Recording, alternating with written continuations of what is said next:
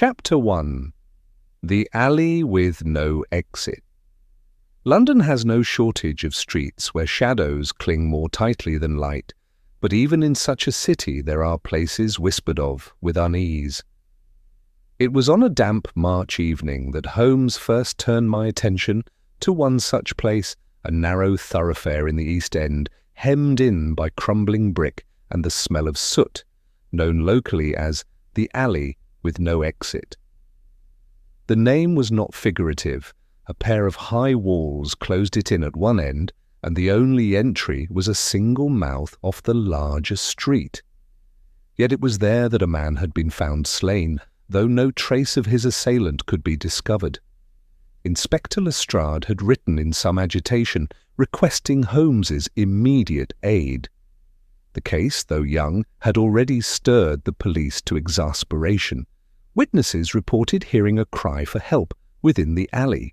Within moments, several men rushed to the scene, only to find the victim collapsed on the stones, a knife wound in his chest. Yet no figure had fled past them, and the walls were bare of ladders or any means of ascent. The very geography mocked reason. If no one had left, who then had wielded the fatal knife? Holmes received the letter with a brightness of eye I well knew. An alley that gives entrance but no escape, he mused, tapping his long fingers against his chin. My dear Watson, we are promised a riddle in the very paving stones. That night, with my revolver at my side and a lantern packed, we joined Lestrade at the scene. The alley itself presented a picture both grim and ordinary. Its bricks were damp, the ground uneven, littered with scraps of paper and broken crates.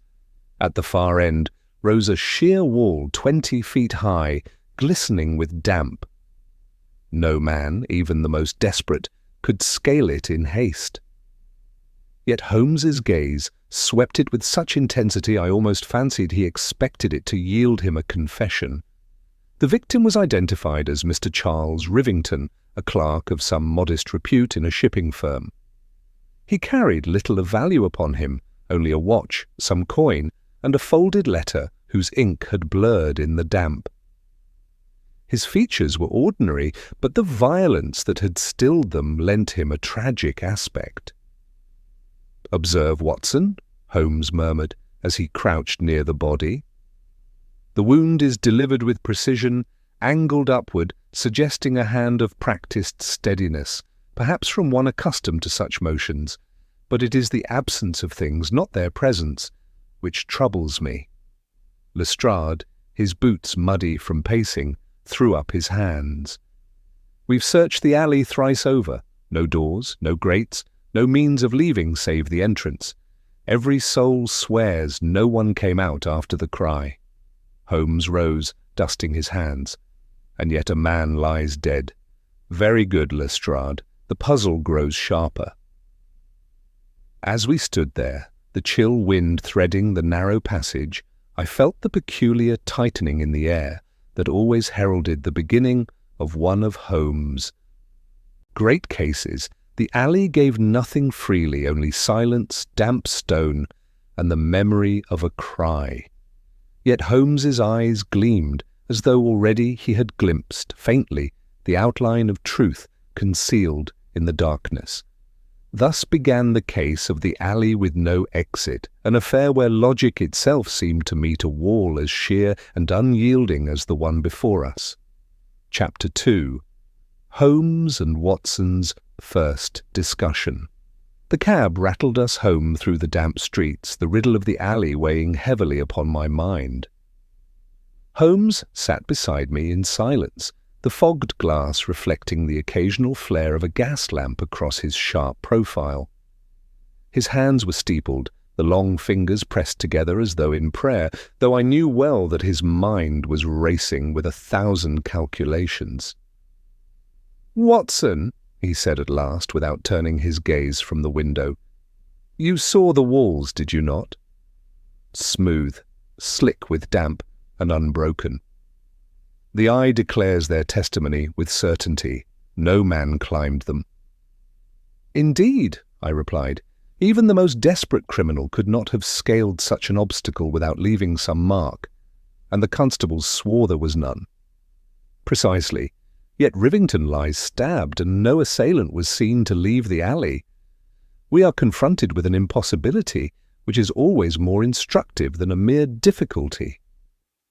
His tone had shifted into that curious excitement that signalled a true challenge to his faculties. I leaned back against the worn leather of the cab. Do you suppose the killer hid himself somewhere within? Behind those crates, perhaps?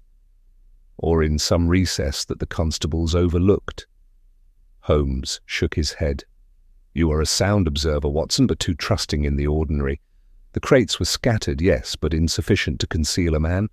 And as for recesses, I examined every inch of those bricks. They offered no hospitality, even to a rat. He lapsed into silence, then muttered almost to himself. The absence of a path is itself the path. His words puzzled me, but I had learned that Holmes's reflections, obscure at first utterance, often gained clarity in hindsight. I turned instead to the victim. Rivington, what are we to make of him? A clerk, Lestrade said, of a shipping firm. No jewel thief, no spy, merely an ordinary man. What reason had anyone to kill him in such a place? Holmes's lips curved in the faintest smile. There, Watson, lies the essential question. An alley is not chosen by chance. It is either an ambush, carefully prepared, or a coincidence, where opportunity guides the hand. Rivington carried little money and wore no jewels. Thus, robbery seems unlikely, but the letter may prove otherwise. He drew from his pocket the folded paper Lestrade had entrusted to him. The ink had blurred, yet some words remained legible under the cab's weak lamp. Phrases stood out. Cannot wait much longer, and would at the place we agreed. The rest had run into obscurity. A rendezvous, Watson, Holmes said. The alley was chosen not by chance, but by design. Rivington went there to meet another, and it was in that meeting he met his end. I frowned. But if the man he expected killed him, how did he vanish? And if it were some third party, unknown to both, the puzzle deepens. Holmes chuckled softly. Your instinct is sound, though your logic requires sharpening. We must first know the man himself, his habits, his companions, his enemies. An investigation into Rivington's life will yield the line that joins to this bloody point. The cab drew up before Baker Street, and as we ascended the familiar steps, Holmes' energy seemed only to increase. He flung himself into his armchair, lit his pipe, and with the smoke curling above him, spoke in rapid bursts. Consider, Watson, a narrow alley with but one entry and one dead end. Witnesses swear none emerged after the cry, yet the crime is real. Ergo, one of two things must be true. Either the witnesses are mistaken, which is unlikely in such number, or the criminal's method of exit lies outside their comprehension. To grasp the latter, we must think not of doors and windows, but of time, misdirection, and perception. It is not always the stones which conceal the truth, but the eyes which fail to perceive it. I could not help but laugh softly. You speak in riddles yourself, Holmes. Do you mean to say the man vanished into thin air? No, Watson, no man vanishes, but men may be hidden. Recall, when every natural explanation is exhausted, the remaining one, however strange, must be the truth. I propose we visit Rivington's firm on the morrow. We must know who wrote this letter and what errand brought him into that wretched passage. I agreed readily. There was a rhythm to our labours. Holmes spinning his webs of deduction, I grounding them with the questions of common sense. Between us, the truth was often coaxed into view. As the night deepened and London settled into its uneasy sleep, Holmes remained restless. He paced the sitting room, pausing now and then to peer at the blurred words of the letter under a magnifying lens. At last, he placed it aside. "Watson," he said, "I have no more than a shadow of the truth. Yet even shadows tell us of the shapes they conceal. Tomorrow will bring us faces and names. When we know with whom Rivington dealt, we shall know with whom his life ended. Until then, let us rest." But though I sought my bed, my mind dwelt upon that grim alley, the echo of a cry in the damp air, and the enigma of a crime committed where no escape was possible. I sensed, with that peculiar intuition bred of long service with Holmes, that the case before us would test not only his reason, but perhaps the very limits of belief. Chapter 3. First Clues. A scene of deception. The following morning dawned grey, the London mist hanging so thick that even the familiar outline of Baker Street seemed half-sketched against the air. Holmes, however, appeared invigorated by the weather, striding with his long legs as if the fog itself lent him strength.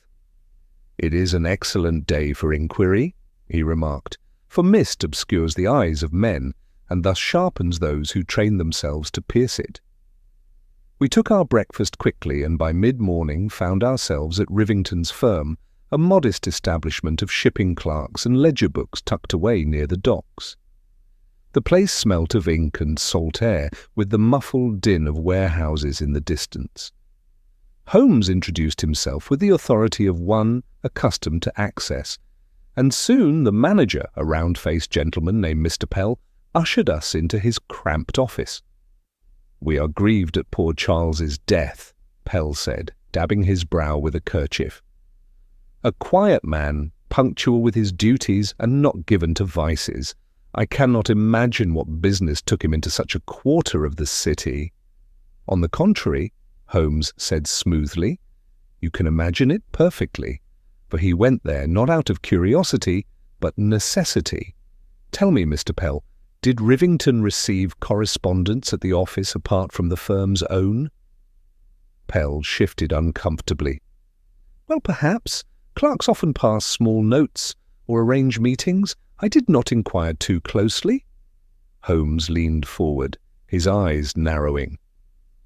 "Did you notice with whom he kept company these past weeks?" Pell hesitated. "There was a gentleman, a client, or at least he called himself one, who visited more than once. Tall fellow, well-dressed, though with a manner I did not like. Too smooth by half. He asked for Rivington by name, and they spoke in private. I thought it odd, but it is not my way to meddle." At this, Holmes's gaze sharpened. "And his name?" "I never heard it," Pell confessed, spreading his hands. Holmes rose, thanking him with a brisk nod, and we departed into the damp street. Once outside, he spoke in low tones. "A visitor without name, a letter of rendezvous, and a dead man in an alley with no exit. The lines begin to converge, Watson, yet there is something in Pell's account that troubles me, something that speaks of deception." We made our way once more to the alley itself, for Holmes insisted that the scene must yield its secrets if pressed aright. The police had long since withdrawn, leaving the stones bare, but for the faint, dark stain where Rivington had fallen. Holmes knelt upon the cobbles, his magnifying glass flashing as he studied the ground inch by inch. "See here, Watson," he called, pointing to a faint impression beside the wall. "The mark of a boot heel, but curiously angled, as if the wearer shifted weight while leaning. Yet the wall bears no scratch, no handhold. It is a gesture of hesitation, not assent. Someone stood here, poised, uncertain." He moved further along and this time plucked a small scrap from a crack between stones. It was paper, torn roughly, the ink blurred beyond recognition. Still Holmes regarded it with the keen delight of a hunter who finds the faintest spoor. "It is of a different stock than the letter," he observed. "Thinner? Cheaper? Two writings at play, two purposes. One lures, the other conceals." As he examined the find, a voice behind us made us both start. It was a thin-faced man in a porter's cap who had approached without notice. "Beg pardon, sirs," he said, doffing his cap, "but I seen you at the place last night. I thought maybe you'd want to hear what I heard." Holmes regarded him coolly. "Your name?" "Tom Kettle, sir. I run errands in these parts. Last evening I was near when the cry went up. But I swear I'd heard voices before then. 2 men talking sharp, like they was quarrelling. And after the cry I ran with the rest, yet I saw no one leave." Holmes inclined his head. "2 voices, you say? Then you confirm what I suspected. Rivington was not alone." Kettle nodded vigorously. "That's God's truth, sir. But here's the queer bit. I'd swear the cry didn't sound like the clerk's. Too deep, too harsh. More like the other man had called out." With that strange assertion, the porter shuffled off, leaving us with more questions than answers. Holmes stood motionless, the fog drifting about him like smoke. At last he spoke. "Do you see, Watson? The scene deceives us still. We assume the dead man cried out, yet what if another voice gave that alarm? A cry not of pain, but of contrivance. The deception may lie in sound as much as in sight." We left the alley, with its damp walls and secret echoes, but I felt the weight of mystery heavier than ever. The case that had begun as an impossible crime now suggested layers of deliberate misdirection. Someone had not only struck down Charles Rivington, but had shaped the very perception of the event to baffle all who pursued it. And Holmes, though still restless, wore upon his thin features the expression I had seen when the chase first begins, the look of a man scenting a quarry not yet visible, but certain to be caught. Chapter 4. Gathering of Suspects. The following day found Holmes in rare spirits. He had spent much of the night pacing the sitting-room, alternately playing fierce passages upon his violin and poring over the torn scrap of paper under his magnifying lens. By the time the Morning Post arrived, he had already dictated to me 2 notes, one to Inspector Lestrade and another to the shipping firm, summoning both to Baker Street. "The time has come, Watson," he said briskly. "We must bring into view the figures who linger in the shadows of this affair. Let us see whose faces blanch when the alley is spoken of." It was noon when our little gathering assembled in Holmes's sitting-room. Lestrade entered first, his expression one of professional irritation mingled with curiosity. Behind him came Mr. Pell, the manager, looking nervous, followed by a tall, spare man introduced as Henry Catterick, a fellow clerk who had worked beside the deceased. Last of all was a woman, modestly dressed, with eyes that were red from weeping, Miss Clara Rivington, the victim's sister. She carried herself with quiet dignity, though her grief was evident in every movement. Holmes gestured for them to sit, his lean form erect in his armchair, the pipe smoke curling about his hawk-like features. "We are met here, ladies and gentlemen," he began, "not to speculate idly, but to cast a light where shadows are thickest. Mr. Rivington met his end in an alley where no escape was possible. Such a paradox demands scrutiny not only of place, but of people, and so I ask each of you for your account." Lestrade, accustomed to Holmes's methods, folded his arms and kept a wary silence. Pell was the first to speak, dabbing his brow. "I have already said, Mr. Holmes, that Charles was a steady fellow, but of late I did note he seemed distracted. He lingered after hours, and more than once I caught him scribbling letters on scraps as though to conceal them quickly. That strange visitor I mentioned, the tall man with a smooth manner, he met Charles thrice in my presence. Once, I believe, money passed between them."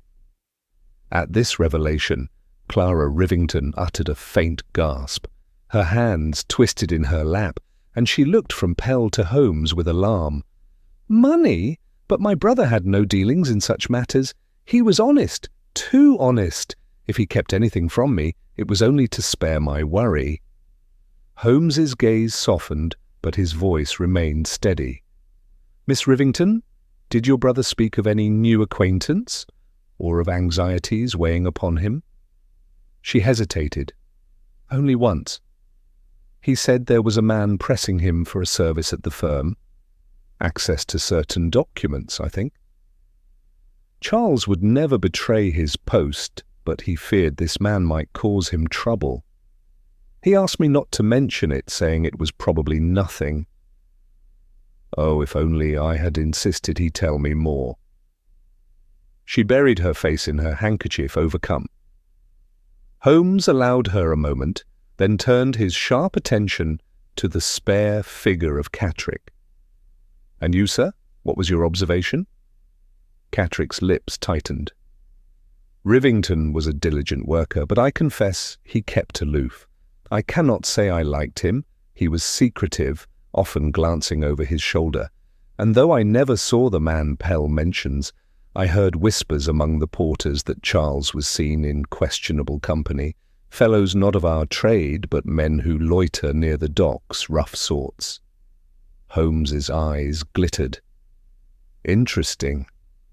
Each of you paints a portrait of a man under pressure from unseen forces. A portrait, I may add, consistent with his being lured into that alley. Now the question is not only who drew him there, but who profited by his silence." At this point, Lestrade interjected impatiently. "Come, Holmes, we can chase shadows all day. What we need are names, not hints." Holmes smiled thinly. "Patience, Inspector. The shadows yield their names if one waits. Already we have 3 leads: the mysterious visitor, the torn scrap of paper, and the odd fact reported by our porter witness that the cry may not have been Rivington's at all. Each will guide us to the truth." He rose suddenly, crossing to his desk where he produced the blurred letter. Holding it aloft, he addressed the room. "This letter speaks of a meeting at the place we agreed. Such phrasing implies prior acquaintance. One of you perhaps can tell me whose hand may have written it." He passed the letter first to Pell, then to Catterick, and finally to Clara. Each studied it with anxious care. Pell shook his head, claiming ignorance. Catterick returned it brusquely, saying, "The writing tells me nothing." Clara, however, paused longer, her eyes clouding. "It resembles, though faintly, the hand of my brother's friend Mr. Redfern, who visited us once at our lodgings. But I cannot be certain." Holmes caught her words with evident satisfaction. "Redfern, you say?" "That is a thread, Miss Rivington, and one I mean to follow. With Lestrade's aid we shall trace this gentleman without delay." As our visitors departed, each carrying their private burden of suspicion, Holmes stood at the window, his gaze lost in the fog. "Do you perceive it, Watson?" he murmured. "The net tightens, though its shape is not yet clear. One of these names will prove the key, and when it does, the walls of that alley will no longer conceal the truth."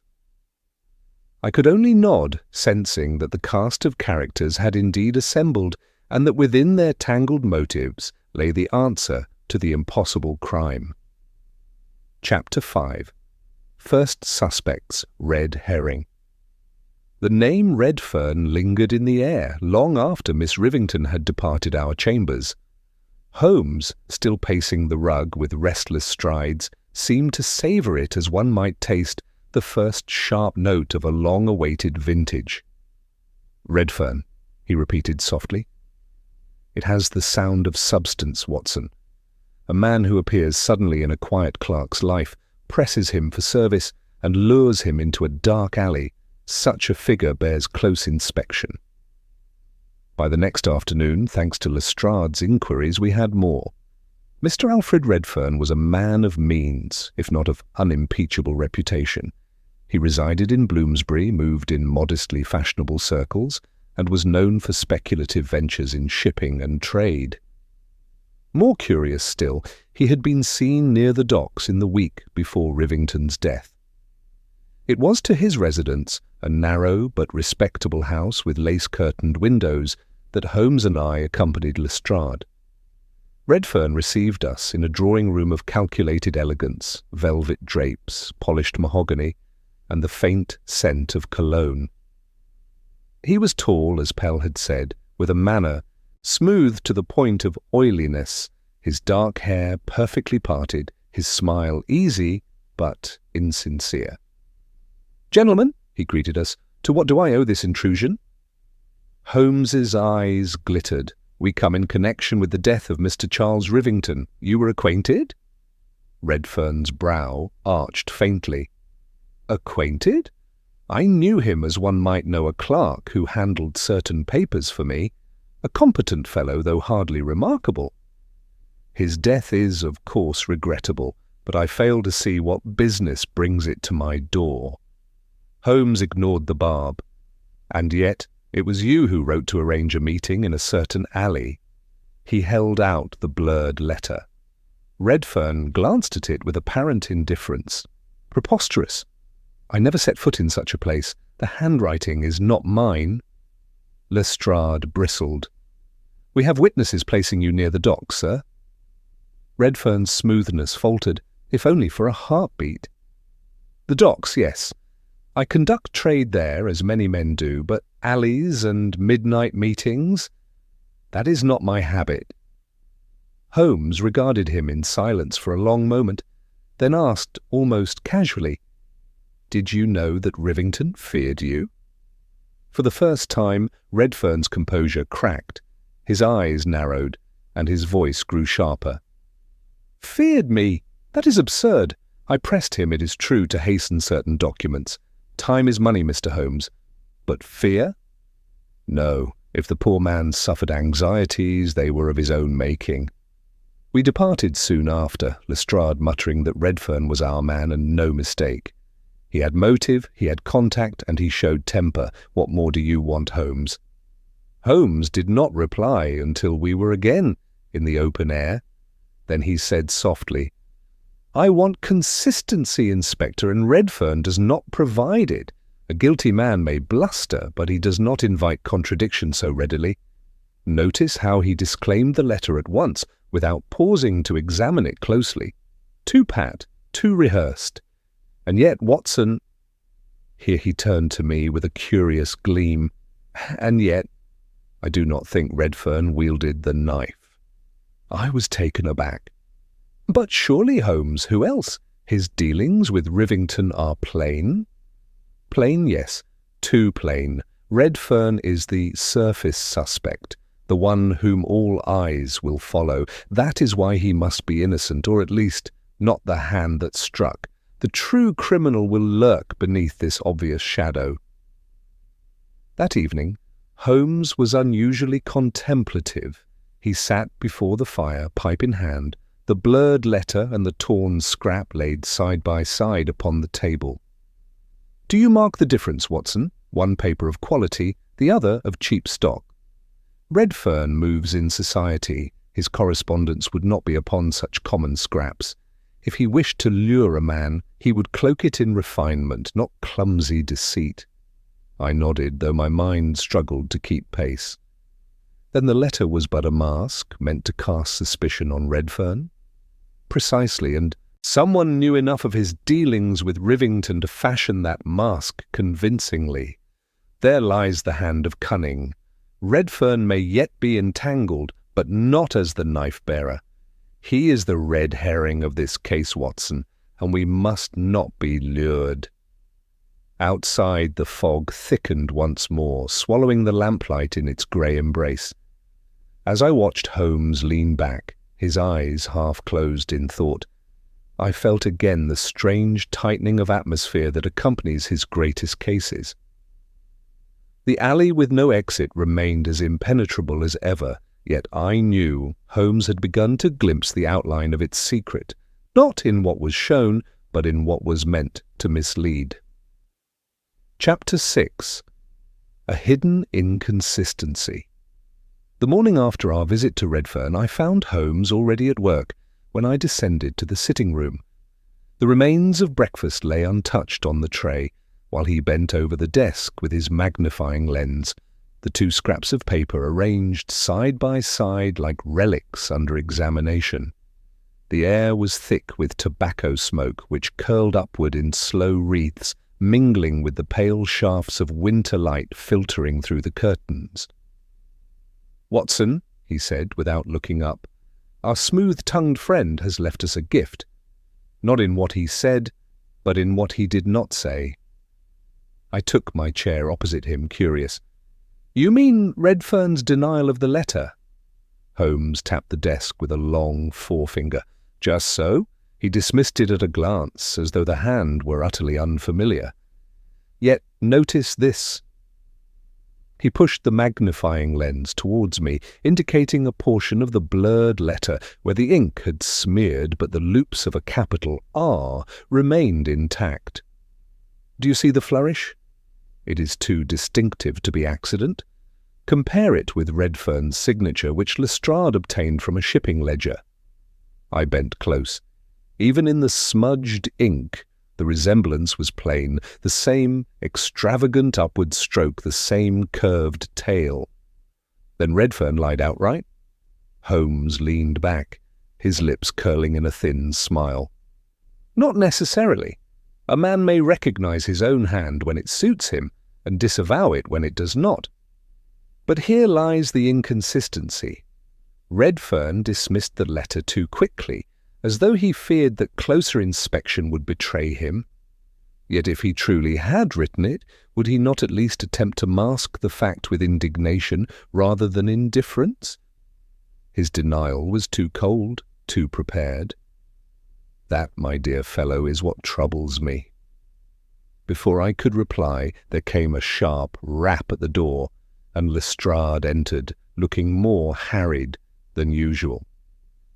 "Holmes, we've had word from the yard." A cabman came forward, claiming he carried a gentleman from near the docks to the alley on the very night of the murder. Describes him as tall, well-dressed. Sounds a deal like your Mr. Redfern. Holmes's eyes gleamed. "Excellent. And yet, let us be precise. Did this cabman carry him away again?" Lestrade hesitated. "That's the queer part. He swears the fellow dismissed him at the alley mouth, went in on foot, and never came back. He waited, then drove off." Holmes rose, seizing his coat. "Watson, your revolver. Lestrade, you must bring this cabman to me at once. If his tale be true, then either he is deceived, or we are asked to believe in magic. No man enters an alley and vanishes." We repaired to the yard where the cabman, a grizzled fellow named Hardy, repeated his story. He was steady enough in manner, though his eyes darted nervously under Holmes's scrutiny. "Tall gent, dark coat, carried himself like a lord. I'd swear it was him, sir. Dropped him off just where you say, and he walked straight in. I waited near 10 minutes, but he never came out." Holmes questioned him closely, pressing for every detail, the hour, the light, the exact gestures of the passenger. At last, dismissing him, Holmes turned to us with a look of grave satisfaction. "Mark you, gentlemen, Hardy is no liar. He believes what he saw, but belief is not always truth. There is an inconsistency here, subtle but fatal. He claims his passenger entered the alley and never emerged, yet we know a man was slain there. If the passenger was Redfern, then why does the wound upon Rivington's body suggest the hand of one practised in the upward thrust? Redfern has no such training. His life of commerce would not have furnished it." Lestrade groaned. "You'll have him wriggle-free yet, Holmes. If he isn't our man, then who the devil is?" Holmes's eyes grew distant, as though he looked past us into some inner horizon. "That, Inspector, is precisely what we must discover. Someone has constructed this affair to deceive, to throw suspicion on the obvious while concealing the true. Redfern's presence may be fact, but his guilt is still in doubt. And so we must probe further, not at him, but around him, The inconsistency is the thread. If we follow it, the tapestry will unravel. We left the yard under a sky that promised rain, Holmes silent beside me as the cab jolted over the stones. At last he spoke, almost in a whisper.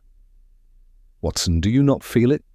This case has been arranged with an art that borders on theatrical. The letter, the alley, the witnesses, all placed as though for an audience. Someone plays at stagecraft, and we must discover the dramatist behind the curtain." I shivered, though the cab was close, for in Holmes' voice there was a note I rarely heard, not merely keen interest, but the faintest trace of unease. Chapter 7. The Crime Grows Stranger. Rain fell in earnest that evening, a steady curtain that blurred the lamps and filled the gutters with running black water. Yet Holmes insisted we return once more to the alley. "It is there, Watson," he said, fastening his cloak with swift precision, "that every answer waits. The scene of a crime is like the stage of a play. Each prop, each position tells a tale. But only if one listens." We found the passage darker than ever, the wet stones glistening beneath the feeble light of a single lantern Lestrade had ordered fixed at the mouth. The alley was deserted, save for the echo of dripping water and the faint scuttle of rats along the brick. Holmes moved at once with restless energy, examining the wall where he had earlier noted the angled boot mark. Now the rain had nearly washed it away, yet he crouched all the same, running a long finger along the base. "See here," he murmured, "the earth yields what stone conceals, a faint indentation, too narrow for a boot, too shallow for a cane, something thin, pressed down with weight and drawn away." I leaned close. "A ladder?" Holmes shook his head. "Too narrow, more like a plank or a board. But what purpose here? The wall is sheer, and no plank would aid its ascent." He rose abruptly, his eyes gleaming. "Unless, Watson, it was not meant for ascent at all." Before I could question him further, Lestrade arrived, his umbrella dripping furiously. "Holmes, must we tramp about in this weather? I tell you, Redfern is our man. We've men watching his house even now." Holmes ignored the protest. He had moved to the far wall where a broken crate lay half buried in refuse. He pulled it aside with sudden force, and beneath it lay a narrow iron grating, so rusted it might have been mistaken for part of the cobbles. With a grunt, Holmes lifted it, revealing a shaft descending into darkness. The foul air that rose made me recoil. "A drain!" I exclaimed. "Precisely," Holmes said. "A drain that leads beneath the alley, and perhaps beyond. Tell me, Inspector, does that seem an exit to you?" Lestrade bent low, muttering, "I'll be hanged. We searched for doors and windows, never thought to look underfoot. Could a man crawl through that?" Holmes's smile was thin. "A desperate man may crawl through worse. And note, the size suffices not for comfort, but for necessity. It would admit a single figure, and quickly if prepared.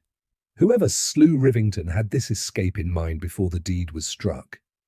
The discovery was startling, yet it raised as many questions as it answered. Holmes examined the rim with his lens, finding faint smears along the iron. "Moisture mixed with oil," he observed. "Someone handled this grate recently. But here lies the strangeness, Watson. The drain is narrow and choked with slime. It could not have been the path of elegant Mr. Redfern, whose boots would sooner ruin him than be fouled in such filth. No, this is the work of another, more accustomed to the underbelly of London." We peered into the shaft, but the lantern's glow fell only a few feet before the blackness swallowed it. Lestrade promised to send men to trace the drain's course, though he grumbled about the hopelessness of searching London's tangled arteries beneath the streets. Holmes, however, seemed invigorated. As we left the alley, I could not shake the image of a murderer crawling through the darkness beneath our very feet, unseen and unsuspected while all eyes were fixed upon the walls above. The crime, which already defied reason, had now grown stranger still. The impossibility of escape had been pierced, but in a fashion so vile and cunning it chilled the blood. Back at Baker Street, Holmes flung himself into his chair, his violin discarded upon the table. "Do you see, Watson?" he said, smoke curling from his pipe. "Every element is arranged to deceive. Redfern is displayed as the obvious villain, yet he would never crawl through filth. The cabman swears he saw a gentleman enter, but what if he saw only what he was meant to see? Someone orchestrates appearances, stage managing reality itself. The drain is our first glimpse behind the curtain." I watched him, struck by the intensity of his gaze. It was as though the discovery had set the whole case ablaze in his mind. Yet still the figure of the true killer remained concealed in the fog, his outline flickering like a shadow just beyond the reach of the lamp. And I knew with a certainty that tightened my chest that the alley with no exit had not yet given up its deepest secret. Chapter 8. Holmes Tests. A theory. Holmes was unusually restless that morning, even by his own restless standards. He had spent hours pacing the sitting room, examining the scraps of paper and the blurred letter, and then returning to the diagram he had sketched of the alley and its drain. "Watson," he said abruptly as I entered, "we must put theory to the test. A hypothesis that cannot endure the scrutiny of reality is worth little, and this case, with its walls of stone and shadows of misdirection, demands experiment." By mid-afternoon, we returned to the alley. Holmes carried a set of ropes, pulleys and boards, along with a lantern and several measuring devices of his own devising. Lestrade followed reluctantly, muttering about the futility of such theatrics, while I simply carried my notebook, aware that every movement Holmes made was part of a larger pattern of thought. "Observe, Watson," he said, crouching near the entrance. "The alley is narrow and the walls are unbroken. Yet we now know of a subterranean drain. Let us imagine the hand that struck the fatal blow and how it might have escaped without being seen. We begin by testing the height and angle of the wound upon Rivington's body." He drew the dimensions of the alley in the dirt, then positioned a dummy as he had measured the body the day before. Using a long stick tipped with a blunt instrument, he mimicked the upward thrust he had observed in the wound. "Note the angle," he said, "from beneath, rising slightly. It requires not only strength but deliberate positioning. A casual assailant could not deliver it with such precision." I watched him closely. "Then you are suggesting the murderer planned this carefully, positioning himself in the drain perhaps to achieve the proper angle?" Holmes nodded, crouching to peer at the drain entrance. "Precisely. But one cannot simply strike from within the drain without knowing the victim's movements above, hence the stagecraft, the letter, the scheduled meeting, the timing, every element designed to place Rivington in the precise spot for the attack. We lowered a thin rod into the drain, angling it as Holmes had demonstrated. It struck the stone beneath in the same trajectory he had calculated." "Remarkable," Lestrade muttered, now beginning to see the plausibility of Holmes's ideas. Holmes then climbed partially into the shaft, careful to keep his movements measured. "Note, Watson, how one may advance beneath the alley, remain unseen, and deliver an attack at the necessary angle, yet observe also the physical constraint. Only a man of determination or desperation would risk this." I shivered slightly, imagining the murderer crawling through slime and shadow, poised to strike. "And Redfern would not do this," I said aloud, echoing Holmes's earlier conclusion. Holmes smiled thinly. "Correct.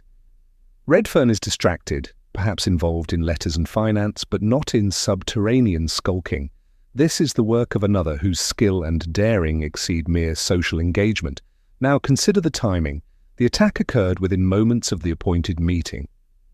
Our cabman witness places a gentleman entering the alley at that time. Yet the drain introduces a variable. The assassin may have entered beforehand, concealed himself, and struck at the exact moment necessary to frame Redfern. A coincidence would be impossible. Only deliberate choreography explains it. He climbed fully from the shaft and dusted his hands. We have, in essence, reconstructed the mechanics of the crime. From this vantage, we understand not the who but the how, and with the how, the who becomes constrained. The perpetrator must be a man familiar with the alley, with patience, and with the nerve to undertake a vile feat without hesitation. Lestrade, now fully attentive, nodded slowly.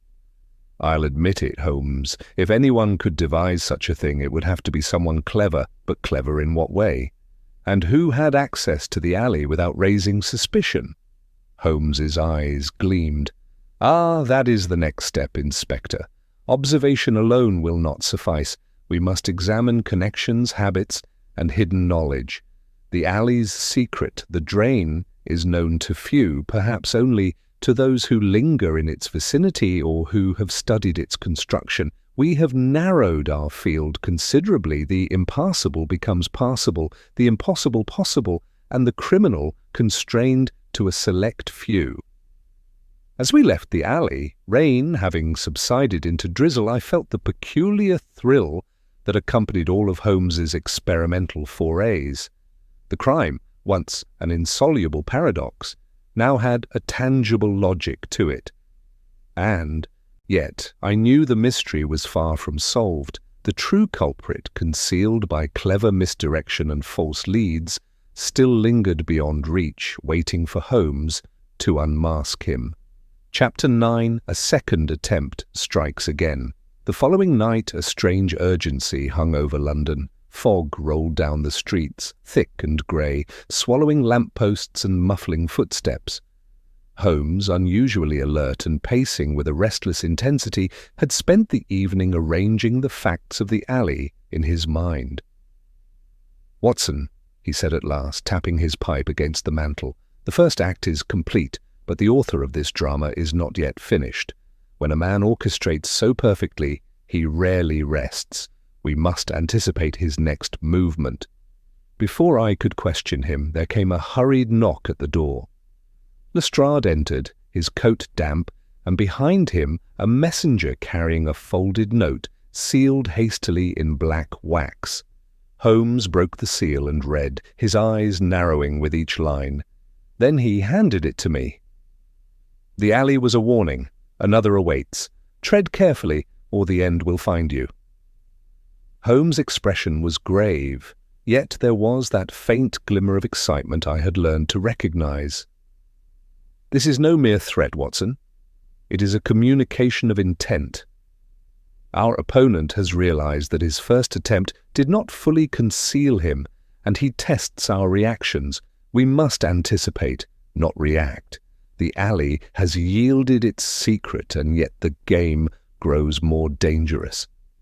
We returned once more to the East End, the lanterns casting ghostly light on slick cobblestones. Holmes's gaze swept the narrow walls, the drain, and the scattered debris. "Notice, Watson, how the setting has been altered. Some crates have been moved, slight indentations in the mud. Someone has been here since Rivington's death, testing the alley, perhaps mapping it for a second strike. Timing is critical. Our adversary is cunning, and he knows that the law moves slowly." I shivered at the thought. "You mean another attack is planned?" Holmes nodded. "Either another victim or a diversion to mislead us. And mark you, he will not be reckless. He will strike when his advantage is maximized. We must watch the alley closely, perhaps even anticipate his presence within the drain. There is method in his madness." We stationed ourselves discreetly along the street, Holmes whispering instructions to me and to a constable Lestrade had arranged to watch the entrance. Hours passed with only the occasional scuffle of rats, and the drip of water from the bricks above. Then, just before midnight, a shadow moved, a tall figure descending from the far end of the alley with the fluidity of someone accustomed to stealth. Holmes tensed. "Watson, the man who moves like this is no casual criminal. Observe his gait, the careful placement of feet, the avoidance of loose stones. He is trained, deliberate, and confident in the secrecy of his route." The figure paused above the drain, kneeling briefly to inspect it before disappearing into the darkness below. Holmes's hand shot up to my arm. "Do you see it, Watson? The drain is being prepared for use once more. Our adversary seeks to exploit the subterranean path with precision." I swallowed, my heart hammering. And the letter, the note, was merely a warning to us to test our vigilance? "Precisely," Holmes said softly. "The cleverest men make their moves as experiments. They gauge responses, anticipate interference. This is a man of foresight, perhaps even obsession. He desires to see the alley, its walls, its shadows, its guardians, bend to his will." We watched the street long after the figure had vanished. Holmes drew his notebook and began a meticulous record of the sequence, noting the timing, the spacing of stones, and the positions of crates and drain covers. "Do you comprehend, Watson?" he asked finally. "The case now grows stranger still. Our opponent has not only struck once, but rehearsed for a second attempt. The impossibility of the alley is now compounded by his premeditated testing. Whoever he is cleverer than all we have yet considered." Lestrade, standing stiffly beside me, muttered darkly, "This is beyond ordinary crime. I never imagined a man so devious." Holmes merely smiled faintly, a sharp gleam in his eyes. "No, Lestrade, ordinary men do not stage a crime with rehearsal, misdirection, and subterranean escape routes. This is an affair of intellect, patience, and daring, and it is precisely the sort that demands our utmost attention, for it will reveal its secrets only to those willing to think beyond the obvious." As we left the alley that night, the fog wrapping the city in silence, I felt once more that peculiar tension, the sense that the labyrinthine twists of the alley were only a reflection of the mind behind the crime. The true measure of the case, I knew, had yet to be revealed, and Holmes's mind, as always, moved ahead of every shadow and every misdirection, searching for the line that would finally expose the author of this carefully orchestrated terror. Chapter 10. The true motive surfaces. The morning after our stakeout in the alley, Holmes was already awake, seated at his desk with a pile of notes and letters before him. The fire burned low, casting flickering shadows across the room, and the city beyond the window was still wrapped in the damp chill of early dawn. He peered at the torn scrap and the blurred letter once more, then sighed softly, the sound more contemplative than frustrated. "Watson," he began, "it is not sufficient to know the mechanics of the crime, nor the manner in which the alley's impossibility was overcome. The why, the motive, must now take precedence. For once we understand motive, all else becomes comprehensible, and the impossible begins to yield to logic." I leaned forward. "Do you suspect Redfern?" Holmes shook his head, eyes distant. "No, not as the instrument of death. He is a convenient figure upon which suspicion has been placed, a man of obvious links to the victim, but he lacks the inclination to descend into darkness literally and figuratively. Our killer, however, is driven by more than opportunity, by compulsion, by necessity, perhaps by revenge or greed. Observe, Watson, the precision, the rehearsal, the meticulous testing. Only one deeply invested would take such pains." We set out again for Rivington's firm, though this time our purpose was different. Holmes wished to investigate the victim's own affairs with greater scrutiny. Pell greeted us with visible relief, perhaps glad that someone more perceptive than Lestrade had come to examine matters. Holmes wasted no time scanning ledgers, letters, and records. "Tell me, Mr. Pell," he said, "did your clerks notice anything unusual in Rivington's dealings? Peculiar transactions, perhaps?" Pell nodded slowly. "Well, there was one. Charles handled the shipment of certain documents, confidential papers concerning a merger. Nothing illegal, but highly sensitive. Some clients were desperate to see the completion. I always thought him anxious because of the pressure, but it seemed harmless." Holmes' eyes sharpened. "Pressure, you say? And who would benefit from preventing the completion of that shipment?" Catterick, who had arrived for questioning, interjected, frowning. "There is one name that comes up frequently, Mr. Mortimer Vale, a man with investments in competing firms. He has a reputation for forceful negotiation, even intimidation." Holmes scribbled notes rapidly. "Vale, indeed, and the location of the alley, not far from Rivington's lodgings and easily accessible from the docks.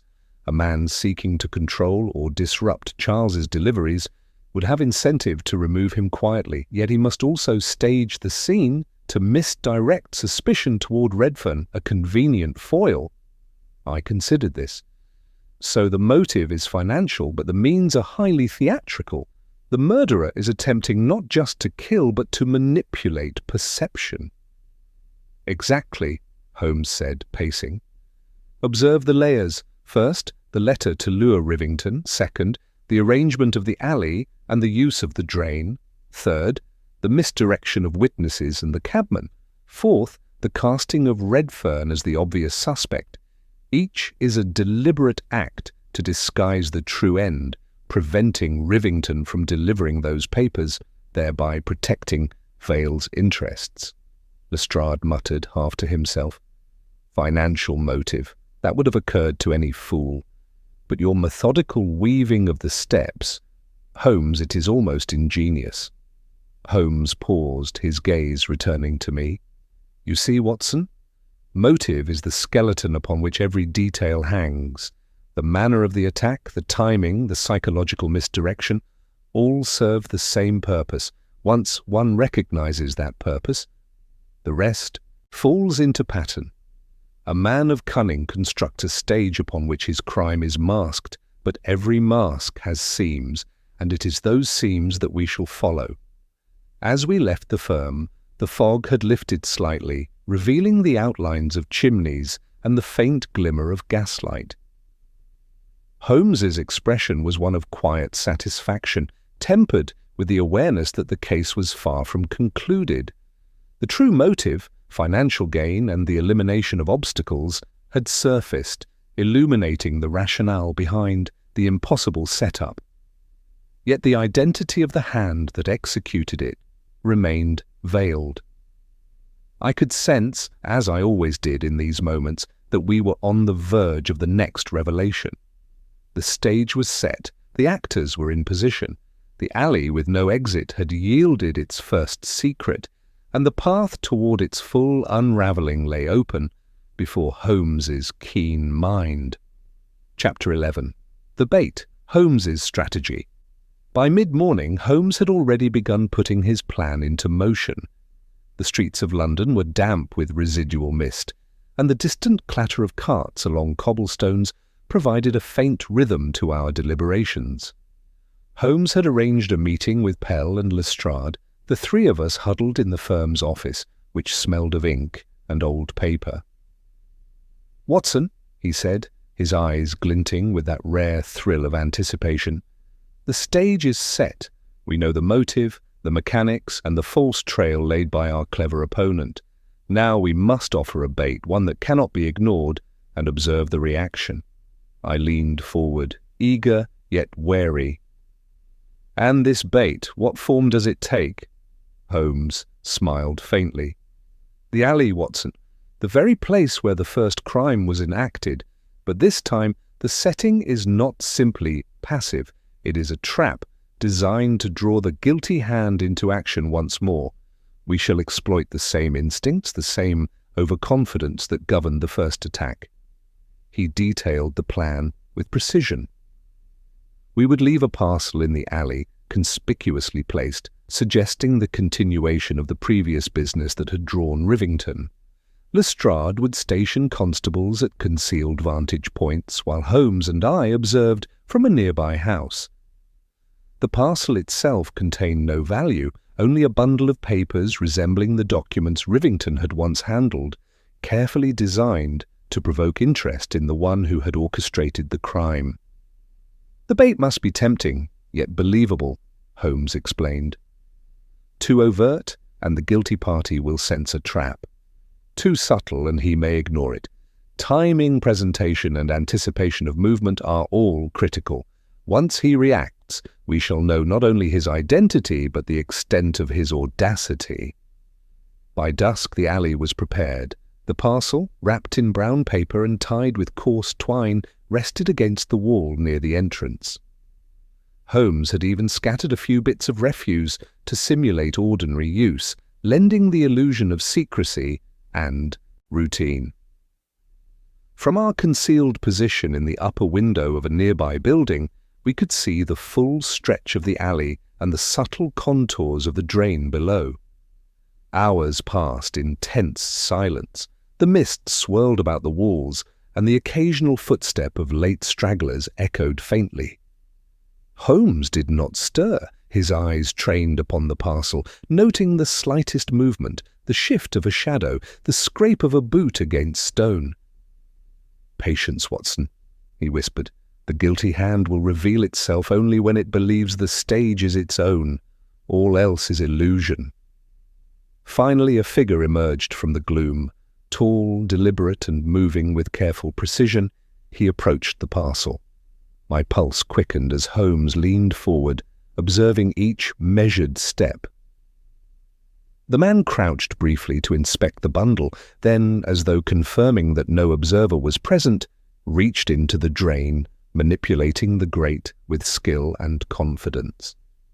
It was clear he was no stranger to the alley's hidden passage. His movements bore the certainty of one who had rehearsed this path. Holmes's whisper was taut with satisfaction. "Do you see, Watson? This is the man, the architect to the previous impossibility. Notice the ease with which he navigates the concealment we uncovered. He assumes mastery over the environment. That is the hallmark of guilt." The figure withdrew, parcel in hand, and disappeared down the drain, leaving us in the lingering mist. Holmes leaned back, his eyes bright and sharp. "We have drawn him out, Watson. The trap has worked exactly as intended. From this point, the net tightens. All that remains is to follow the trail, observe, and wait for the critical error that will reveal the full scope of his deception."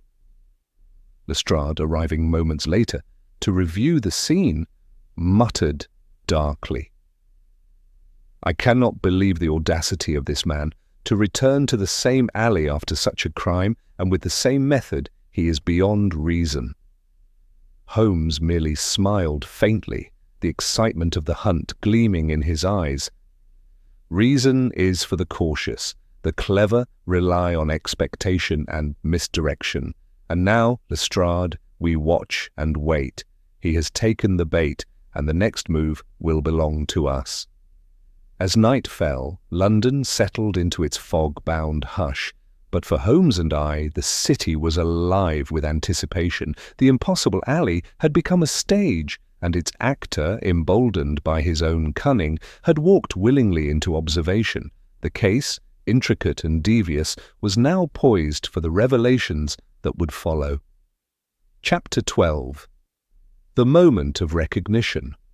The night air hung heavy over the East End, thick with the residue of fog and damp stone. Holmes and I remained concealed in the upper window of the building overlooking the alley, eyes trained upon the faint glimmer of the parcel he had placed earlier. The constables stationed discreetly at intervals along the street were as silent as shadows, their presence masked by the ordinary rhythm of the city. For hours nothing moved, and the alley seemed abandoned, its walls gleaming with moisture, waiting as though holding its breath. Then a figure emerged from the mist, moving with that same deliberate precision we had noted previously. Holmes leaned forward, his face illuminated by the soft glow of the lantern we had brought to observe without revealing ourselves. "Observe carefully, Watson," he whispered. "Every motion speaks volumes. The guilty man carries the confidence of one who believes he is alone. That confidence is the first clue to recognition." The figure approached the parcel with caution, but with a familiarity that suggested prior knowledge of its placement. He crouched to inspect it, brushing aside the scattered debris with deft hands, and then, as if ensuring that no eyes were upon him, knelt near the drain to manipulate the grate. It was the same careful, rehearsed movement we had seen before. Holmes's voice was low, almost reverent. "There. The motion of the hands, the subtle hesitation before acting. Watson, do you see it?" I studied the figure, noting the curve of the shoulders, the tilt of the head, and the swift, fluid movements. Suddenly, recognition struck me. The posture, the rhythm, the manner in which he measured his steps along the stones. It was a man I had glimpsed briefly in the firm, someone whose presence had seemed unremarkable, but now stood illuminated under scrutiny. Holmes' eyes glinted with satisfaction. "Yes, Watson, you have it. The individual is not merely familiar with the alley, he is intimately acquainted with its shadows, its hidden paths, and the habits of those who traverse it. And the familiarity extends beyond geography. It touches motive and opportunity. This is no casual acquaintance of Rivington. He is deeply invested, for personal gain, and perhaps to protect secrets we have yet to uncover." The figure lifted the parcel and carried it toward the drain, disappearing from view, as if swallowed by the underworld itself. Holmes remained still for a moment, then whispered, "Notice, Watson, the precision, the audacity. Only a man of intimate knowledge and clever calculation could operate thus. And now the moment of recognition has come. We have seen him at work, in the act, revealing his hand in the smallest of gestures. One might not know the face, but the pattern of action betrays the identity." I turned to Holmes, my mind racing. "Do you mean that we can now name him?" Holmes nodded slowly, his thin lips curved in a faint, almost imperceptible smile. "We may. The trick, as always, is to combine what we have observed with the threads of motive, access, and opportunity. Redfern was a convenient decoy, and Vale remains a figure of interest, but the one who manipulated the alley, rehearsed the strike, and tested our vigilance is distinct. Observe how the subtlety of his movements communicates more than speech ever could. It is a language of action, one I have learned to read well." We waited further, observing the alley in silence, taking note of every sound, every movement.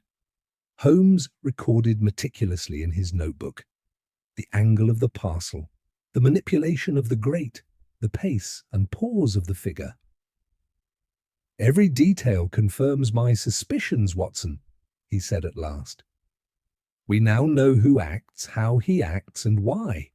The final proof will come when we confront him, but for the first time, the invisible has become visible. The alley has yielded its secret, not through confession, but through recognition of pattern and skill." The fog drifted in thicker sheets as we departed, leaving the alley quiet once more. Holmes walked beside me, thoughtful yet certain. The moment of recognition is not mere insight, it is the culmination of observation, deduction, and patience. And Watson, mark my words, the next step will draw the culprit into the open, for he cannot resist the stage set before him. The final act approaches. I felt a thrill, mingled with apprehension, knowing that we had glimpsed the hand behind the impossible crime. The alley with no exit, once a place of mystery and danger, had finally begun to reveal the mind that had mastered it. Chapter 13. The Final Attempt to Escape. The city had settled into the fragile calm of early morning when Holmes roused me from a restless slumber. The fog was lifting in thin, wavering layers, revealing the spires and chimneys of London like a city slowly exhaling after a storm. Holmes' eyes gleamed with that familiar intensity as he packed his coat and collected the notes we had assembled over the past days. "Watson," he said sharply, "our adversary grows bold. The final attempt is imminent. He believes the stage to be empty, the observers distracted, and the alley free once more. We shall see if confidence outstrips caution." By mid-morning, we had returned to the East End, accompanied by Lestrade and a small contingent of constables. Holmes led the way, moving swiftly along the familiar stones, his eyes scanning the walls, the drain, and every conceivable hiding place. The alley seemed ordinary at first glance, yet I could not shake the memory of the recent events, the precise movements of the figure we had observed, the calculated manipulations of the grate, the clever misdirection of the first attack.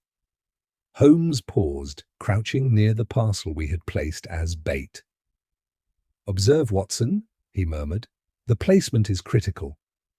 Too close to the entrance and the trap is obvious, too far, and the guilty party may miss it entirely. He will be tempted as before, but he will not anticipate the web we have now woven." We waited in silence, the fog curling around our boots and the faint echo of distant bells marking the hour. Then from the far end, a shadow detached itself from the wall. It moved with that same measured precision, careful not to disturb loose stones, cautious yet deliberate. Holmes's hand shot out, gripping mine, and I felt the electric tension of anticipation. The figure paused, crouching over the parcel, and for a moment seemed to hesitate, as if sensing an unseen gaze. Then, in a swift motion, he reached for the parcel, and that was the moment Holmes had anticipated. "Now, Watson," he whispered. Lestrade's constables emerged from concealment, calling the man sharply to halt. The figure froze, and in that instant I recognized him clearly, Mr. Mortimer Vale. The same man whose dealings with Rivington had seemed suspicious, the one whose investments and influence we had traced through careful inquiry. His composure faltered under the sudden exposure. His confidence, so evident in prior movements, gave way to a tense calculation of escape. Holmes stepped forward, voice calm but commanding. "Mr. Vale, your enterprise has overreached and your hands are no longer hidden. The alley has borne witness to your deception, and the drain, once a secret, has revealed your method. You are caught in the very net you constructed." Vale's eyes darted around, seeking some route of flight, and for a heartbeat the alley seemed to pulse with tension. He moved toward the drain, intending perhaps to vanish beneath the stones as he had done before, but Lestrade was quicker, intercepting him at the opening, forcing him to halt. The constables closed in, and Vale's last desperate attempt to escape was thwarted. Holmes's gaze was sharp, almost triumphant. "Observe, Watson, how he relied upon familiarity and assumed impunity. Yet even the cleverest of men may be trapped when the net is extended and every avenue is accounted for. The design, meticulous though it was, could not withstand deliberate observation and the orchestration of multiple contingencies." Vale struggled briefly, his features contorted with anger and frustration, but the evidence was now clear. The letters, the manipulation of the alley, the staged misdirection, all pointed to him. Holmes moved closer, examining the man's hands and expression with clinical precision. "It is not merely the act of murder that betrays him," he said, "but the arrogance and familiarity with the stage. Each detail, from the placement of the parcel to the exploitation of the drain, reflects forethought and audacity. And it is that same audacity that led him to repeat the attempt, unaware that we were observing." As Vale was led away in handcuffs, the fog lifted entirely, revealing the stark walls and glistening cobbles. The alley, once a place of mystery and impossible escape, now seemed ordinary, almost mundane. Yet I understood, as I had during each stage of this investigation, that it had been the mind behind the alley, the careful observation, the analysis, the anticipation, that had rendered the impossible crime comprehensible. Holmes turned to me, eyes bright.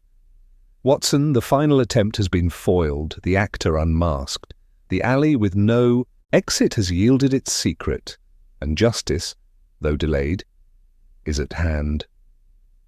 But mark my words, the elegance of the crime was in its design, and we have merely matched cunning with scrutiny. I nodded, aware of the profound satisfaction that accompanies the capture of a mind both clever and criminal. The case, which had begun with the impossible, was now poised to conclude, the web of deception unravelled by patient observation and the unerring logic of Sherlock Holmes. Chapter 14. The Final Clue. Revealed with Vale securely in custody, Holmes summoned us to Baker Street for a final examination of the evidence. The fire burned low in the hearth, casting flickering shadows across the walls, and the city outside seemed subdued, the fog having dispersed, to reveal a chill, clear evening.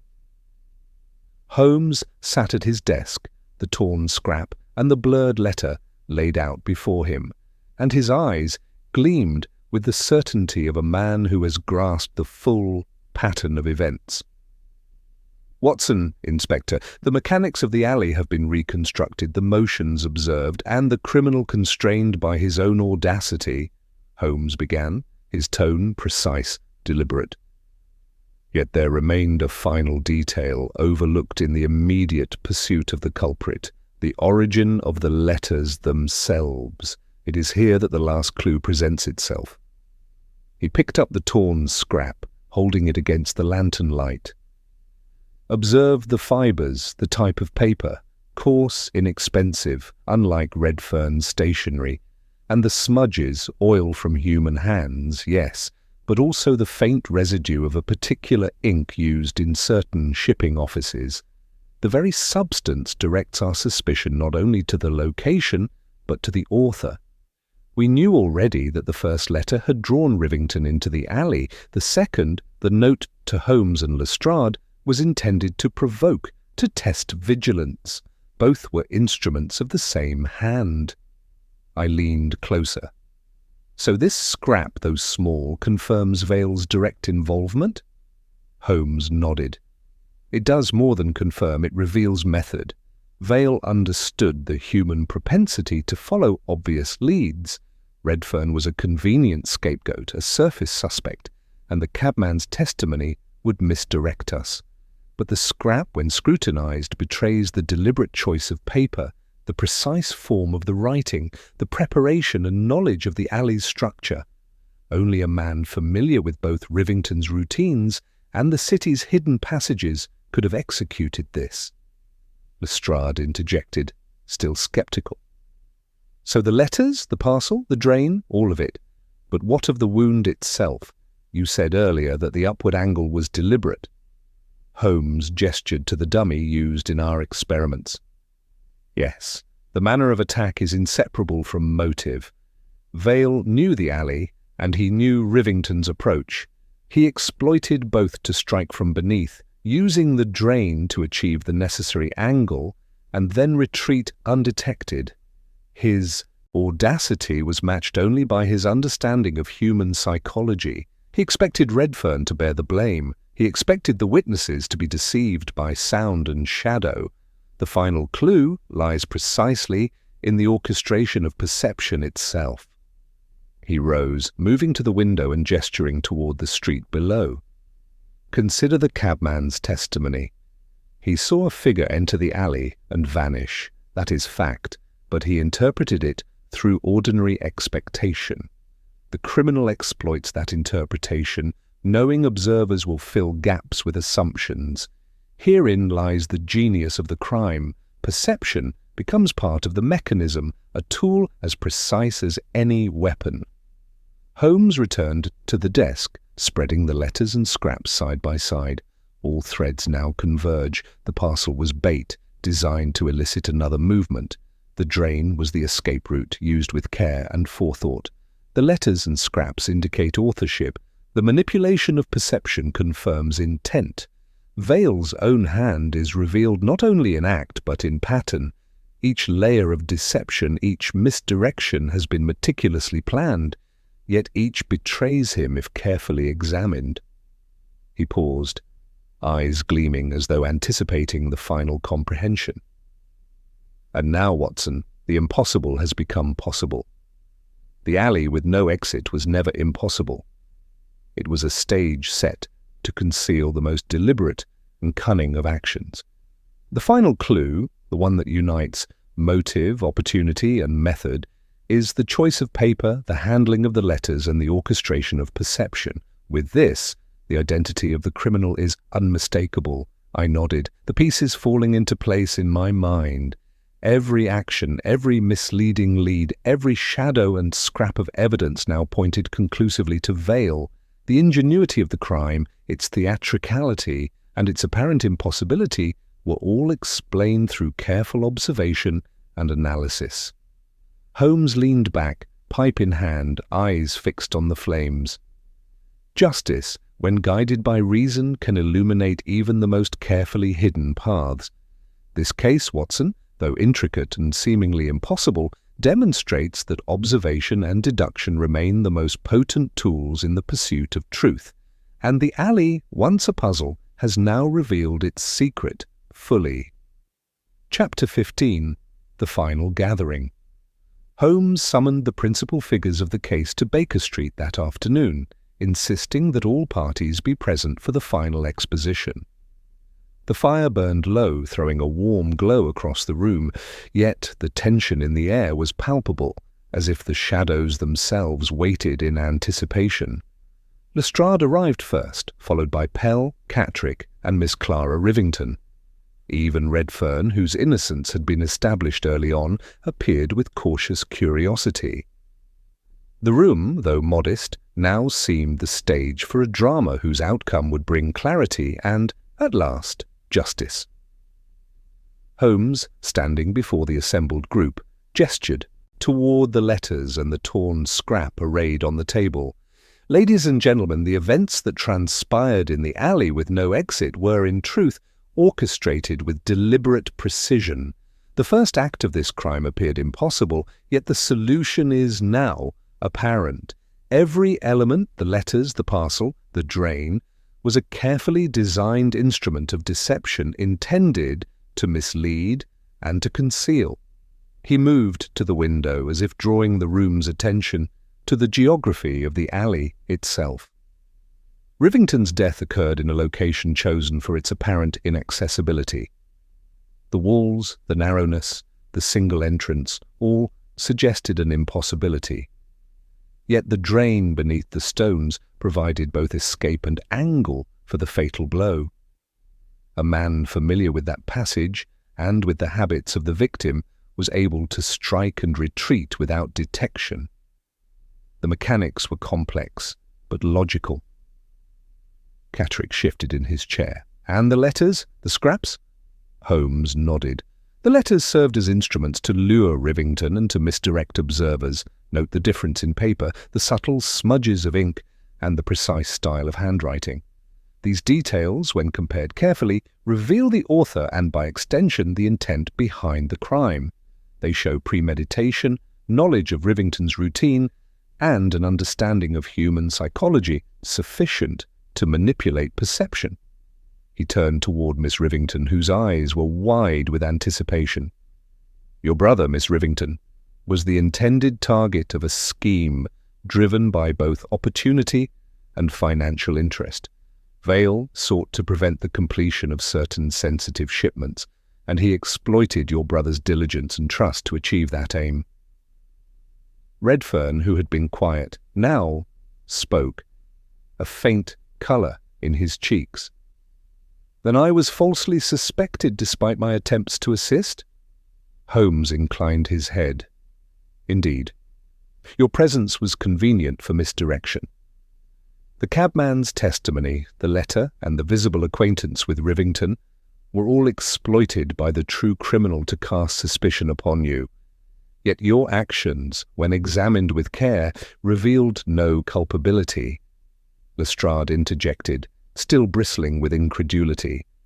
And Vale, the drain, the staged cry, the return to the alley. He is guilty, beyond doubt. Holmes fixed the inspector with a steady gaze. Guilty, yes. His audacity, familiarity with the alley, and the orchestration of perception betray him fully.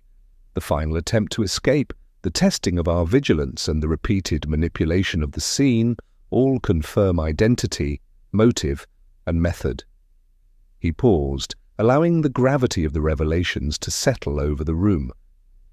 Observe, too, the human element, the assumption of visibility, the reliance on Redfern as decoy, and the careful timing, all calculated to exploit ordinary expectation. It is the exploitation of perception as much as the act itself that makes the crime appear impossible, yet when each element is examined, the pattern becomes clear. Miss Rivington rose, voice trembling.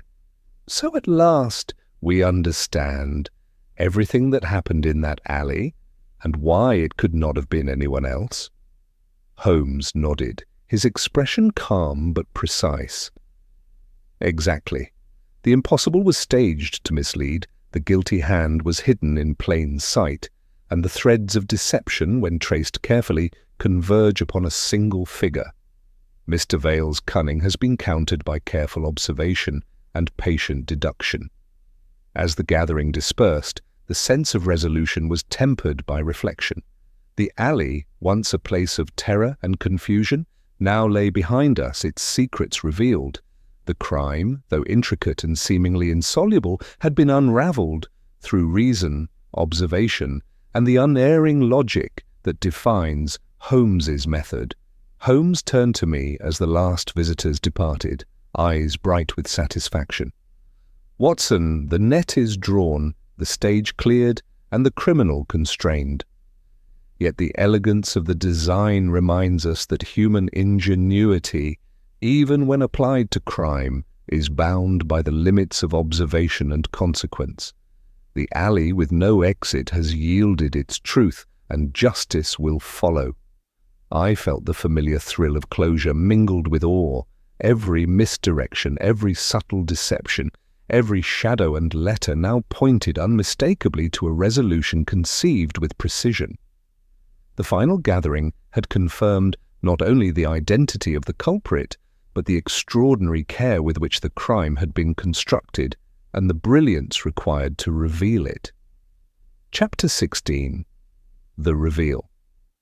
Holmes explains. The evening had settled into a quiet, almost expectant stillness, as Holmes gathered the remaining figures in the sitting-room of Baker Street. The fire's amber glow flickered across the walls, highlighting the careful arrangement of letters, scraps of paper, and diagrams that Holmes had laid out upon the desk. Lestrade, Pell, Catterick, and Miss Rivington returned once more, each bearing the weight of curiosity and apprehension. Redfern was absent, having been cleared of suspicion, leaving the focus upon Vale, whose presence remained at the yard under watchful constables. Holmes stood before the assembly, hands clasped behind his back, his gaze sweeping over the room as if reading the minds of those present. "Ladies and gentlemen," he began, voice calm yet commanding, "we are here to trace the chain of events in the alley with no exit and to reveal the true architect of a crime that has, until now, seemed impossible." He picked up the torn scrap of paper, holding it for all to see. "Observe the evidence before you. A letter, carefully chosen in paper and ink, designed to lure Rivington into a precise location. Note the subtle smears, the distinctive handwriting, evidence not immediately apparent, but clear to the trained eye. It indicates premeditation and points to a person with access to shipping offices and knowledge of clerical habits. Turning toward the window, Holmes gestured toward the east end. The alley itself, constrained by high walls and accessible through a single entry, presented an illusion of impossibility. No observer could imagine an exit. Yet beneath the stones lies a drain, carefully prepared to admit a single figure, allowing both the delivery of the fatal blow and an escape undetected. It is in this manipulation of architecture, combined with the timing of movements, that the crime's apparent impossibility is achieved. He paused, allowing the assembly to absorb the details. Miss Rivington's hands trembled, while Pell and Catterick exchanged uneasy glances. Lestrade remained rigid, listening intently, though a hint of admiration flickered in his expression. Holmes continued, lifting a diagram of the alley. The sequence of events is now clear. Rivington received letters indicating a rendezvous. He proceeded to the alley where the parcel was placed to confirm the meeting. The killer, possessing intimate knowledge of the alley and of Rivington's habits, positioned himself within the drain, waiting to strike. The wound, angled upward, demonstrates deliberate placement and familiarity with the victim's stance. Observers, misled by sound and shadow, saw only what the perpetrator intended. The cabman, for instance, witnessed a figure enter and vanish, a perfectly staged illusion. Turning to Lestrade, Holmes's tone sharpened. "Notice the careful misdirection, Inspector. Redfern was presented as the obvious suspect, a surface target to attract suspicion, yet his movements, manner, and daily routines indicate no capacity for subterranean skulking. The true perpetrator, a man whose motives were financial, whose knowledge extended to the alley's hidden passages, and whose skill enabled precise execution, is Mr. Mortimer Vale." Catterick's face paled. "Vale? But he is of society, not a man to crawl through drains." Holmes nodded. "Exactly. It is his audacity and his understanding of human expectation that allowed him to rely on the deception, confidence, familiarity with the stage, and premeditation combined to create the illusion of impossibility. Every layer of misdirection, letters, parcels, timing, shadows, was employed to divert suspicion, all of which has now been unravelled." Miss Rivington whispered, voice trembling. "So everything, the alley, the cries, the letters, was calculated. My brother, he was led like a pawn?" Holmes's expression softened briefly. "Yes, Miss Rivington, the victim was manipulated with precision and the crime executed with cunning, yet the illusion of impossibility depended entirely upon the observation of ordinary expectation. Once one examines every detail, the materials, the movements, the sequence, the solution emerges. The impossible, when dissected, is revealed as methodical design." Lestrade finally exhaled, the tension leaving his shoulders. "Holmes, I must admit it is brilliant. The layers of planning, the exploitation of perception, one could scarcely imagine it, yet here it stands," explained. Holmes smiled faintly, returning the letters to the desk. "Observe, gentlemen, that crime often relies not only upon opportunity, but upon the clever shaping of perception. The alley with no exit was never truly impossible. It was staged to appear so. And with patient observation, careful deduction, and understanding of human behavior, we have exposed both the method and the motive. Mr. Vale's arrest is the culmination, but the lesson remains. In the apparent impossibility lies the greatest clarity once discerned with reason." I sat back, absorbing the intricate tapestry Holmes had revealed. The alley, once an enigma wrapped in fear and uncertainty, had yielded its secrets. Every shadow, every scrap, every subtle motion had served as a thread leading to the unravelling of the crime. And Holmes, as always, had illuminated the truth hidden in plain sight. Chapter 17. Outcome and Justice. The weeks following Vale's apprehension unfolded with a mixture of relief and solemnity. London, usually indifferent to the affairs of a single alley, seemed quieter in the East End, as if the streets themselves recognized that the threat had been removed. Holmes and I visited Rivington's firm once more to witness the restoration of routine and to observe the subtle ways in which a community recovers from the shadow of criminal genius. Holmes moved among the clerks with his characteristic precision, noting their demeanour, the absence of tension, and the cautious resumption of ordinary habits. "Observe, Watson," he said softly. "The restoration of order is as telling as its disruption.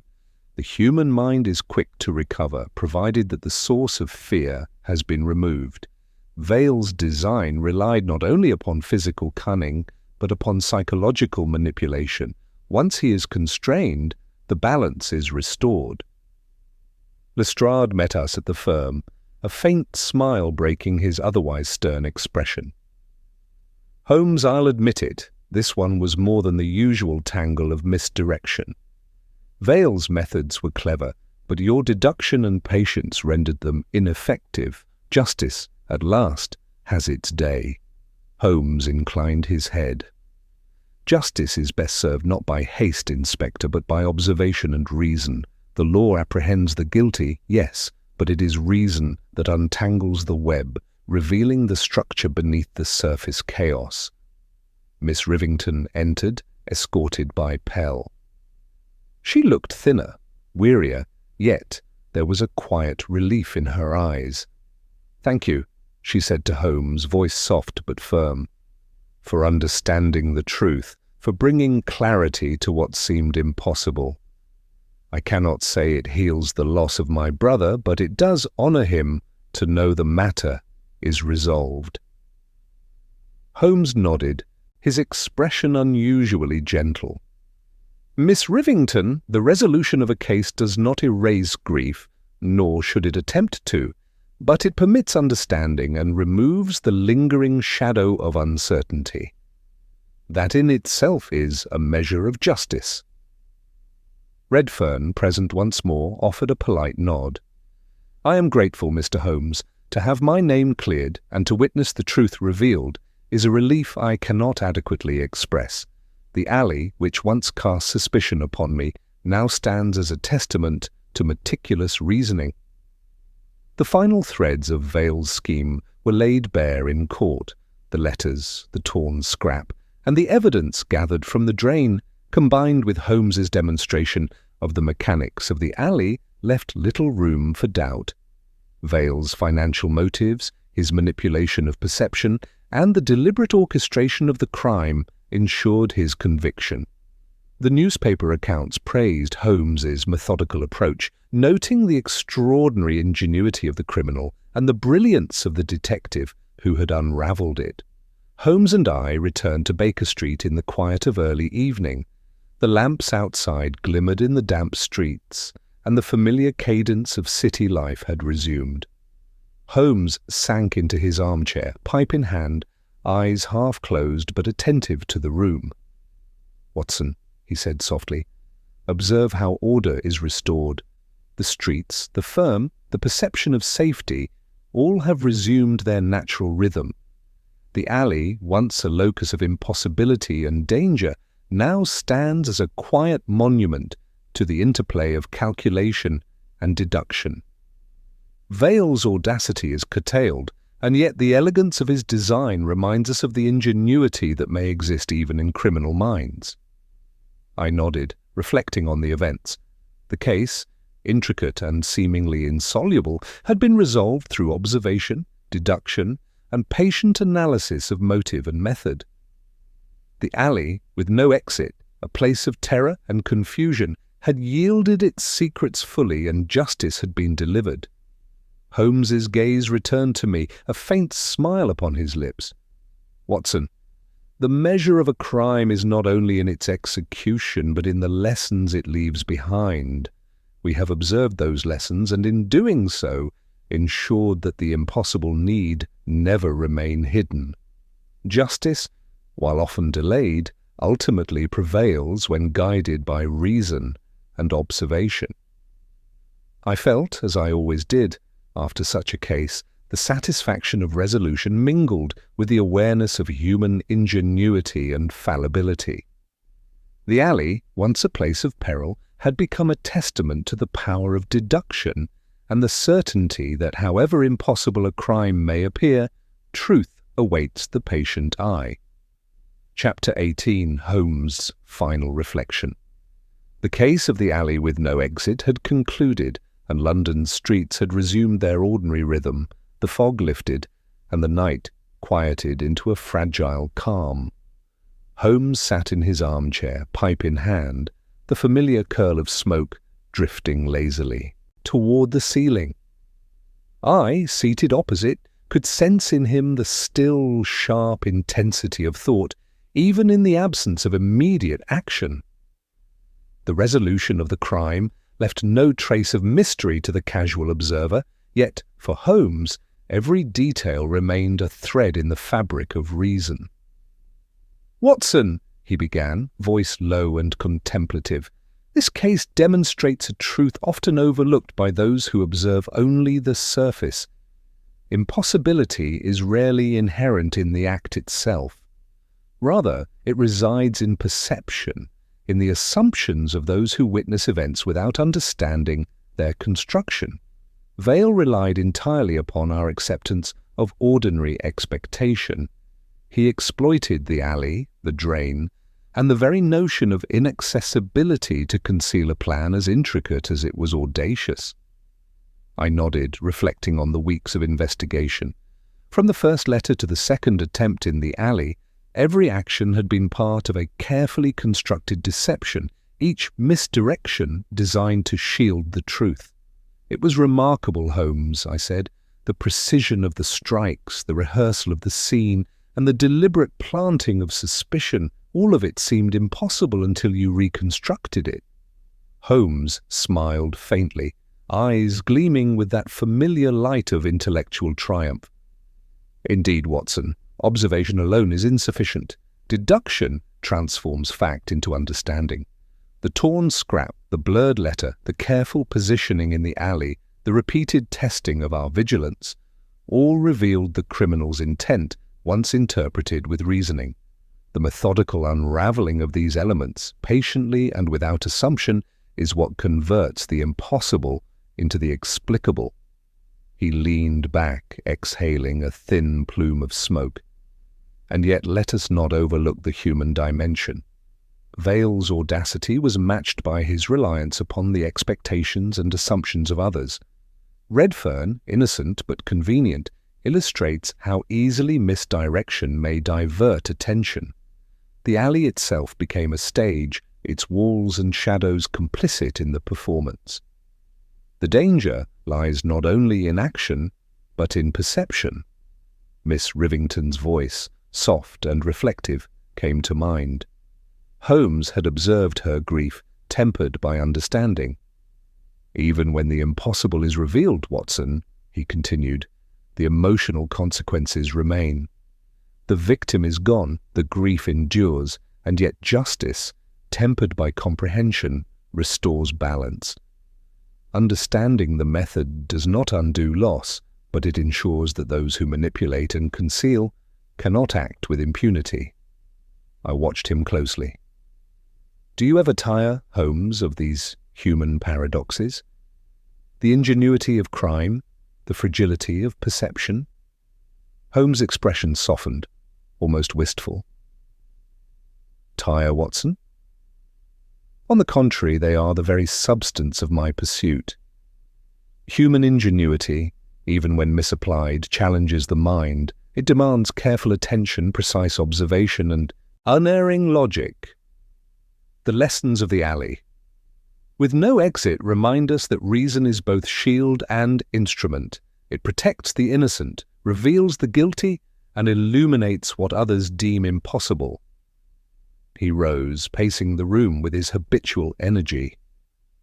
"Remember this, Watson, the apparent impossibility is a test, not of the criminal alone, but of those who observe, who reason, and who judge. Each layer of deception may conceal the truth, but the diligent eye, guided by deduction and patience, will perceive it, and in the revelation lies not only justice but clarity, which is the proper reward for reason applied faithfully. The firelight flickered across the letters and scraps still laid upon the desk, reminders of a crime both clever and audacious. Holmes turned to me once more, the hint of a smile upon his lips. "We have closed this chapter, Watson. The alley with no exit has surrendered its secret, the criminal constrained, and justice delivered. Yet, as always, the world remains full of shadows, of hidden passages and subtle deceptions. It is our task to observe, to deduce, and to illuminate. And in that task we find both purpose and certainty." I sat back, absorbing the finality of his words. The case, complex and perilous, had been unravelled with the precision and clarity that only Holmes could achieve. The impossible had been made comprehensible, the guilty exposed and the threads of deception fully traced. London, its streets once mysterious and foreboding, now lay open to reason, and the alley, which had seemed a place of no escape, had yielded its truth at last. Holmes returned to his chair, pipe lit once more, and allowed the quiet of Baker Street to settle around us. Outside, the city murmured with ordinary life, but within those walls the echo of ingenuity, observation, and deduction remained, the enduring legacy of a case that had tested both the limits of human cunning and the unerring precision of Sherlock Holmes.